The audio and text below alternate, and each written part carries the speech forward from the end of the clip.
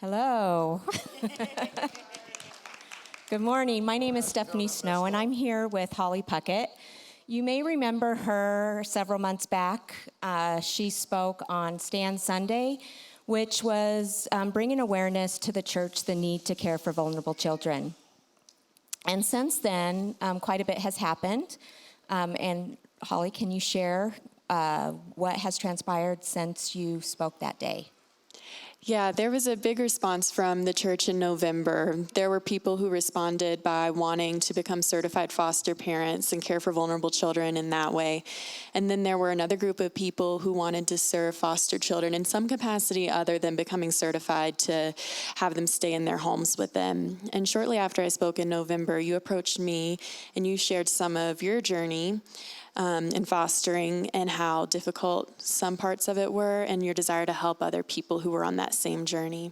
And shortly after mine and Stephanie's conversation, I found out about a nonprofit organization in Georgia called Promise 68:6, and that is based on Psalm 68:6. God sets the lonely in families.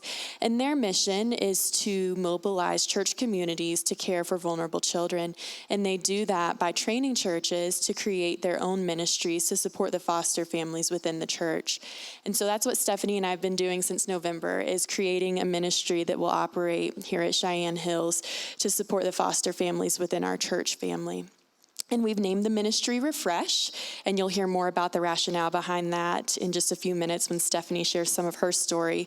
But it does come from Proverbs 11:25, that whoever refreshes others will be refreshed. And we want to provide this refreshment and encouragement that so many foster families need by coming around them with a system of support known as care communities.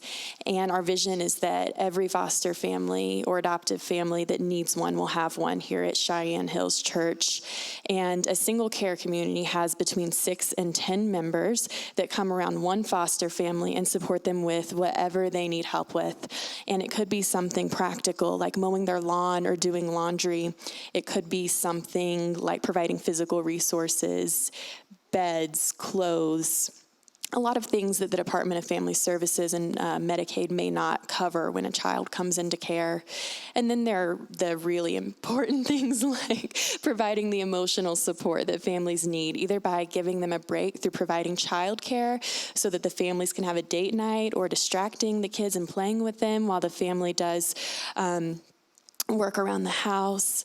We've heard of teachers providing tutoring services through care communities, construction workers building bunk beds or playgrounds. We've heard of people giving financially.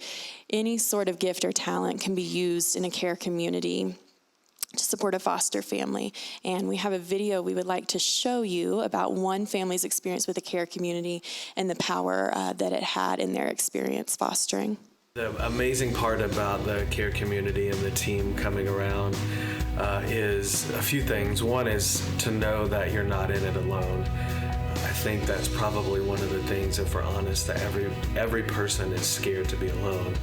And so when you step into fostering, and this is something new for you and your family, to know that there are other people that are with you, I think is just a big comfort in itself.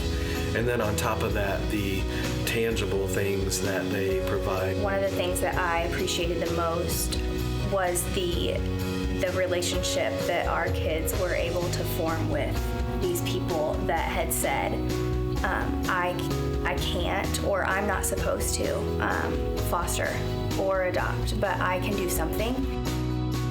I went to the training, and there's all these opportunities to bring meals and to tutor or to do all these different things, and I wanted to say yes to all of them, but I knew that I didn't have the bandwidth to do everything, so I said, okay, I can do this one thing. I can be a child mentor. I can babysit once a month. And I saw the impact that had. I had the opportunity to come in and do childcare and to spend time with the boys, the foster boys, and also with the biological children, with the foxes. And it was really impactful. I saw it as an opportunity to serve their family and to serve Brett and Amy as they were able to do date night or spend time with their daughters or just get away from the house for a little bit. a specific date that this court date or this doctor's appointment or this visit is happening. Like, can you please pray? And it felt like an honor to be given the privilege to stand with them in that and to just feel like my prayers mattered in that. If I could tell the whole world why every single foster and adoptive family needs and deserves a care community, I would want them to understand that bringing kiddos into your home is not about the parent to child ratio shifting. Like, it's not about just bringing more kids into your home. And so they need support, or they could use help, or they could use childcare because now they have a couple extra kids. It's understanding that these kids have come from really hard places, and they're very vulnerable, and they're dealing with lots of things that many of us could not begin to fathom. It's really as simple as everyone doing something, and then every family has support, and every child has a family. And it's really, truly that simple.